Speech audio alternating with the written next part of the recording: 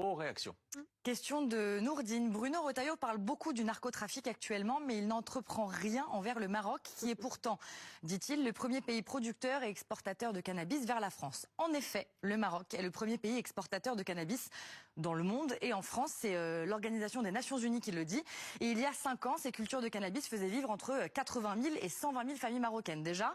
Alors en 2021, une loi est passée, elle permet, regardez, d'encadrer l'usage industriel et médical du cannabis, autorisant donc une légalisation partielle de sa culture et son exploitation, en protégeant donc avec ses exportations. Elsa, d'abord, qu'est-ce qui change concrètement avec ce système qu'on voit là de légalisation partielle du cannabis au Maroc? Ce qui change, c'est que ça devient un système de reconversion. Les agriculteurs qui jusque-là cultivaient du cannabis pour le vendre sur un marché illégal, illicite, peuvent désormais le vendre à des entreprises pharmaceutiques, médicales ou encore à ce qu'on appelle la branche industrielle du cannabis, clairement. Ça va être une vente afin de produire des médicaments antidouleurs dans des pathologies comme le cancer, la sclérose en plaques.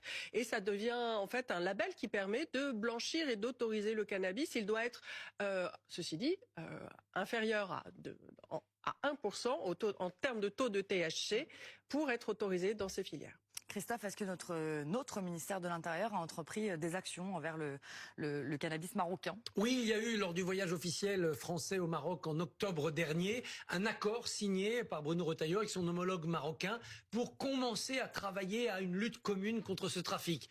Notez bien, trafic dans les deux sens. Le cannabis qui vient du Maroc, mais les Marocains se plaignent aussi d'un trafic qui vient de France, des psychotropes et des drogues de synthèse. Alors, c'est en cours. On n'a pas encore pour l'instant beaucoup de résultats concrets. Rappelons quand même que de 1912 à 1954, le cannabis marocain était produit et exploité par la Régie des tabacs et du kiff français. C'est l'une des conséquences des accords d'Algésiras et du protectorat français. C'était un marché légal géré par la France.